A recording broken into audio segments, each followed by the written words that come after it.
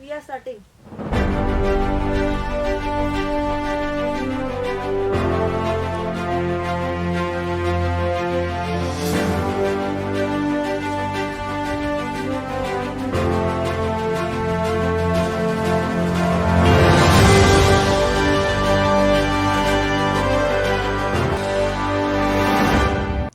Good afternoon. I am Ekta Jha. And I am Shrishti and you are watching CityCast. The Finance Minister announced an allocation of 13,000 crore to strengthen the border and build infrastructure projects.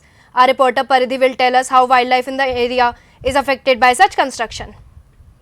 Army camp settlements in Himalayan landscapes like Changthang, Siachen and Guru Dongmar poses risk to most of the high altitude species like snow leopard, Tibetan wolf and associated trans-Himalayan species. Linear barriers and armed conflicts in wildlife habitats limits access to food and water resources. The paper published in 2021 in Wiley, globally border disputes affect 78% of mammals and 85% terrestrial birds within their range. As per the experts, Tibetan gazelle entire population from Indian side is gone. Kashmir Markhor only 100 individuals are left. The big transboundary disputes that we have affecting trans-Himalayan species is with Pakistan and China. Army moves to forward areas and they have to camp somewhere, and so a lot of habitat is lost to these camps. A lot of garbage is generated in remote areas, which attracts large populations of feral dogs. Global Snow Leopard and Ecosystem Protection Program (GSLEP) is working in collaboration between environmental ministries of various countries to facilitate policy-level decisions on wildlife conservation. 2014, after the GSLEP program came into existence, the countries were requested to identify their priority conservation landscapes for snow leopards, and each country identified one up to 3 landscapes. In landscapes, we have helped them create what we call as the climate smart management plans. For the experts, territorial disputes have increased in some areas, particularly after the Galwan Valley clashes, which is affecting the vulnerable species. Foremost recommendation we could give is to work in collaboration amongst and between the countries, to have more and more joint collaborative exercises in terms of monitoring, in terms of curbing the illegal trade. Secondly, working in a joint framework which could be comparable and making a database more and more robust by sharing the results and findings across the country. According to experts, we would have to work jointly with local communities and army as the stakeholders. Exchange of best practices will help conserve wildlife habitats. This is Paridhi Jain, CityCast, Bangalore. Moving away from the Himalayas, we find that the overall literacy rate amongst Dalit is lower than the general public. Dalit women having the lowest literacy rate. Reporter Ridham Sharma tells us the reason. Reports show the enrollment rate of Dalit children in primary schools is 81% compared to the national average of 96%. Experts say unequal access to education due to socio-economic factors like poverty, caste discrimination and abuse remain the major reasons. Mandeep Kumar, who comes from Bihar, shared his experience of being discriminated against. जब हम अपना document दिए तो वहाँ पे document पढ़े वो, और एक में हम लोग का मैंने ओपन यूनिवर्सिटी से एग्जाम दिया था 12th का, तो उसमें ओरिजिनल एक डॉक्यूमेंट लगता है माइग्रेशन, तो वो चीज़ मैंने ओरिजिनल नहीं लगाया था वहाँ पे, तो वो पढ़े, उसको पढ़ने के बाद मेरे पापा का नाम पढ़े, लिखा था श्री पप्पूराम लिखा हुआ था वहाँ पे, तो वो जब नाम से ही हमारी पहचान हो जाती है कि हम चमार हैं, तो उस तरह से वो हमारे पापा का नाम पढ़े, फिर उसके बाद उन्होंने डॉक्यूमेंट फेंक दिया बाहर गेट के और बोला कि ये पकड़ अपना डॉक्यूमेंट और जाओ यहाँ से. As data shows, only 11% Dalits go to higher educational institutions. Only 15% Dalit children go to schools. Experts say these children are pushed out as opposed to dropping out, since the school environment, abusive and discriminatory behavior of teachers and fellow classmates pushes them out of educational institutions. The hostels is one of the best environment where the kids can study. So we have in total 1972 such hostels. So running in the entire state of Karnataka, which is housing around 180 to 190,000 students, both pre-metric as well as post-metric.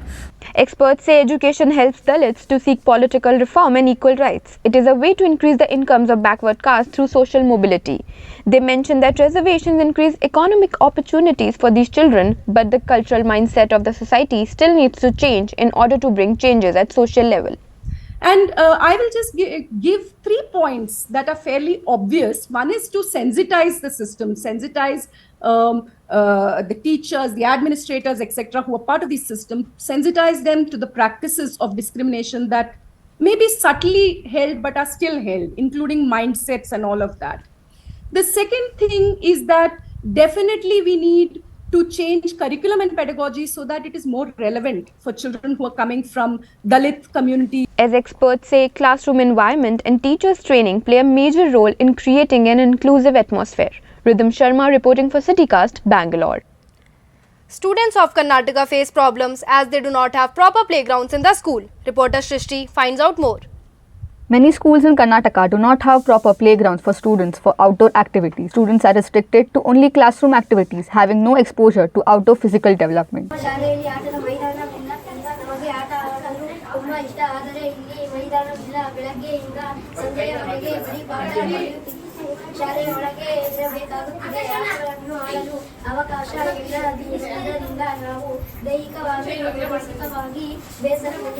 Director of Public Instruction says most schools in urban areas lack playgrounds. It is difficult to get an alternative for this problem, but they will bring some solution in future. First of all, when the school was started, on that time there is a place, but gradually encroachment and some other works, other department works like PWD or health department or BBMP, some shops like Indira canteen like that, they are all encroaching the government land. Due to encroachment, our land is gradually going to cut down. And that type of schools you are going to see now. Unified District System of Education report shows that 19% of schools do not have playgrounds in Karnataka. Many schools which have grounds are also not well maintained, which hinders its utility. Educationalists feel that there is lack of awareness towards physical wellness. Inculcating the importance of physical wellness amongst children is necessary, so proper facilities should be provided. They do not have space for playground, then the school can have a tie-up with a nearby gymkhana, either of a college or of the local municipal corporation. Otherwise, 2 or 3 schools can come together and they can build their own sports complex, and students can be given turns to attend these sports activities. Physical activities are essential in children to stay healthy, reduce the chance of obesity amongst them, and also improve their teamwork. This is Shrishti Srinivasan reporting for CityCast, Bengaluru. Right after the break, we'll look into the decline in textile exports. Till then, stay with us.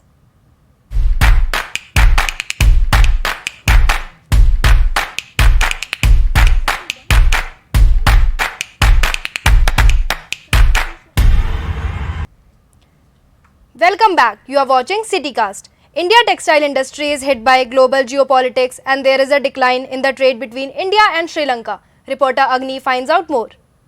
India's textile exports have been hit drastically due to the Sri Lankan economic crisis, leading to a 40% year-on-year decline in business, including a 20% decline in December alone, says the Tirupur Exporters Association. Actually, right now, sir, the Sri Lankan economic recession, heavy inventories got piled up on the stores. They didn't want to purchase new garments for certain months. So obviously, Tirupur has got a very bad got into very bad situation as on date. Almost 40% drop of order quantity compared to the last years. Ready-to-cut fabrics are largely exported from India to Sri Lanka, where garments are produced for export to other countries. And since Sri Lanka has experienced the economic crisis in April last year, importers in the country have stopped buying Indian fabrics.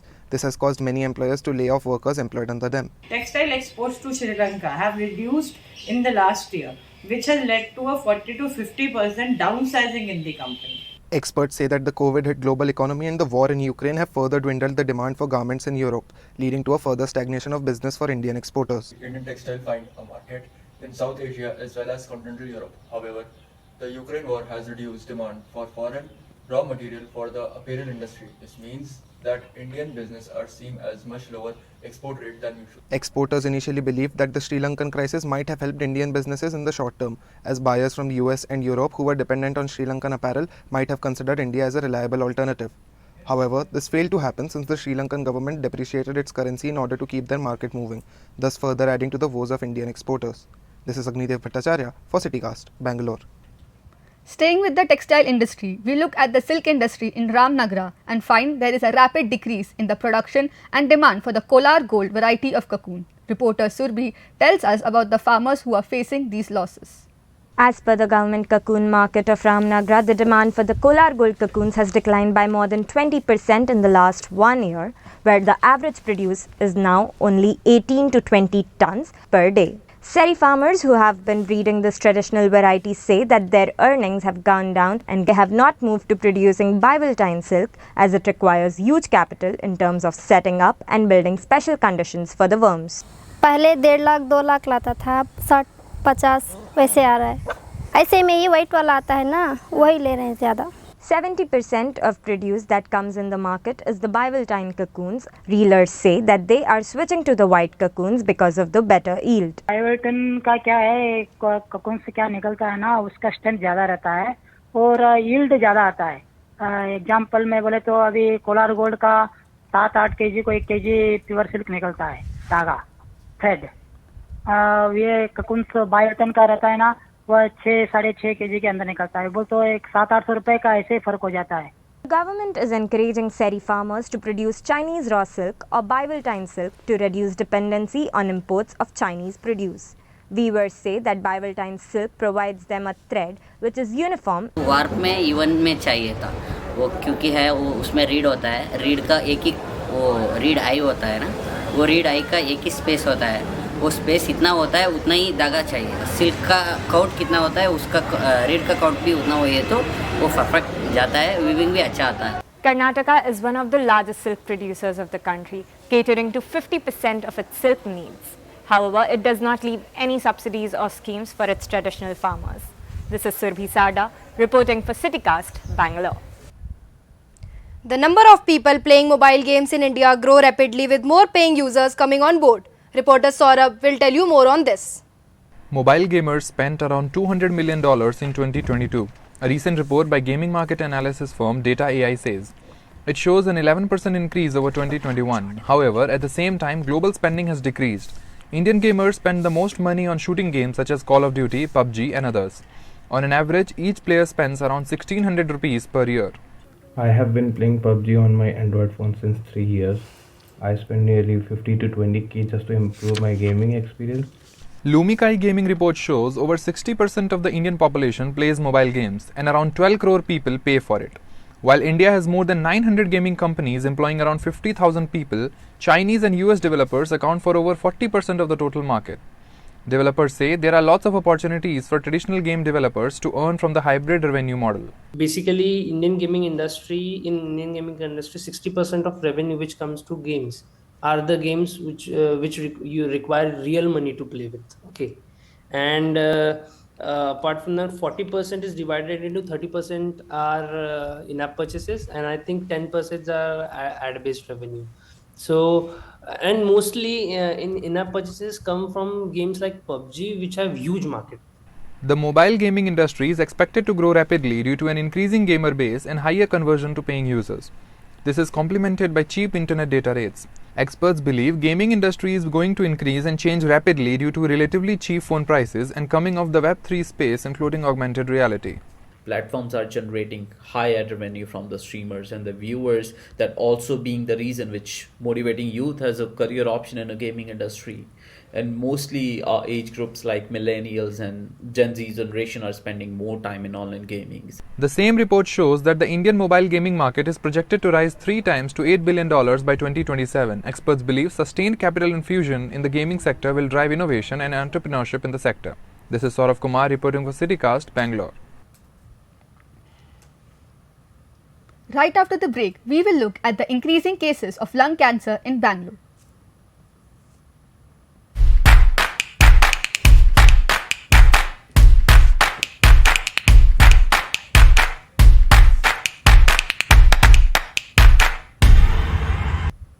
Welcome back. You are watching CityCast. There is an increase in the number of lung cancer cases amongst male in Bangalore. Reporter Ekta Jha tells us the reason.